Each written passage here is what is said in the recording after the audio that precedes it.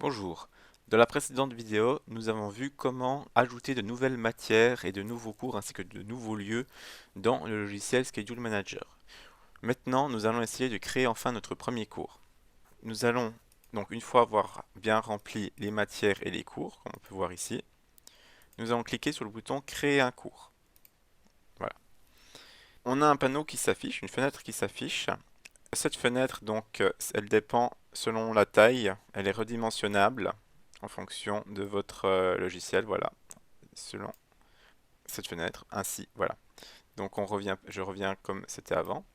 Vous avez donc les différents types de cours. Vous pouvez choisir si c'est des travaux dirigés ou des cours magistraux. Là, par exemple, on va dire qu'on va créer un cours magistral, voilà.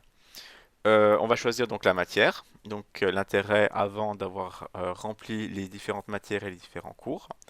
Donc ici, on va choisir comme matière l'histoire antique. Automatiquement, quand on va choisir un cours, le logiciel va trier et nous proposer uniquement les cours qui sont liés à la matière. Donc ici, on va créer un cours sur César. Et l'établissement n'avait rempli que Clignancourt. Donc on va mettre laisser Clignancourt.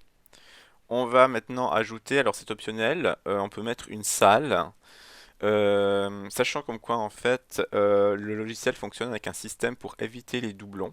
Chaque cours est donc unique et a une clé d'identification qui est unique, et notamment dans cette clé il y a le numéro de salle ou le nom de l'amphi, etc. Donc il est très recommandé de directement rentrer le numéro de salle si vous le connaissez pour éviter des conflits plus tard avec d'autres cours.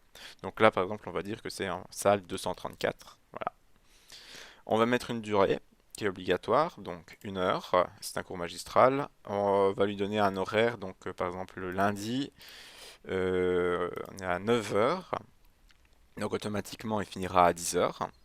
Comme c'est un cours magistral, on va dire qu'il est obligatoire. Le bouton n'est pas encore très visible, il va sûrement changer pour être plus visible. La différence entre les cours, s'ils sont obligatoires ou pas, c'est en fait, ça crée un système de sécurité quand vous allez plus tard supprimer ou ajouter des cours. Si vous voulez supprimer le cours du calendrier, en fait, une fenêtre vous indiquera comme quoi le cours est obligatoire et vous demanderez une confirmation pour supprimer le cours. Voilà, c'est pour éviter les erreurs. Professeur, on va dire que c'est monsieur Philippe. Voilà. Un identifiant de cours, c'est pas obligatoire, si tout à coup c'est écrit, c'est toujours un avantage. Vous pouvez donner un avis sur ce cours, alors ça permettra au logiciel de savoir si ce cours doit être présenté prioritairement ou pas. Donc voilà, vous pouvez dire comme quoi c'est un très bon cours, donc on va mettre 4 étoiles. Vous voulez absolument faire ce cours. En fait, il ne s'agit pas de noter le cours pour savoir si le professeur est bien ou pas, ou c'est pas du tout ça. C'est vraiment pour votre goût personnel, pour savoir si vous, pour que le logiciel sache s'il va donner une priorité à ce cours ou non. D'ailleurs, quand vous allez exporter les cours en base de données, les avis ne sont pas pris en compte. Vous pouvez donner optionnellement une couleur, c'est à votre cours, c'est un avantage, notamment après quand vous aurez beaucoup de cours pour pouvoir les retrouver très facilement. Donc le pouvoir romain, c'est beaucoup de sang, donc on va mettre du rouge, tiens. Vous pouvez ajouter également des notes. Donc ce sont des petites notes qui sont affichées. Évitez d'écrire des grands pavés, c'est pas fait pour. Vous pouvez me dire par exemple que ce cours, je sais pas, commence uniquement au premier semestre. Voilà. Cours. Commence. Et on va maintenant pouvoir enfin créer notre fameux cours. Donc la fenêtre, une fois qu'on a créé le cours, il est affiché ici. La fenêtre ici ne se ferme pas automatiquement. C'est fait exprès, c'est en fait pour pouvoir saisir après les cours. Quand vous allez saisir énormément de cours, c'est pour éviter à chaque fois de devoir recliquer sur le bouton, recréer.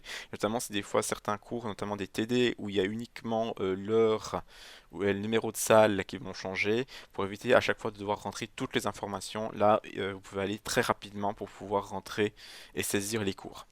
Donc on va évidemment maintenant lui créer un TD qui va être associé, donc cours magistral, on est dans travaux dirigés, toujours histoire antique, toujours à Clignancourt, salle 234, et on va maintenant c'est des cours de 1 heure et demie et on va le mettre directement après le CM, c'est monsieur Philippe de nouveau qui va nous donner ce cours, apparemment on aime bien ce cours, donc là on enlève la note et on va créer, voilà.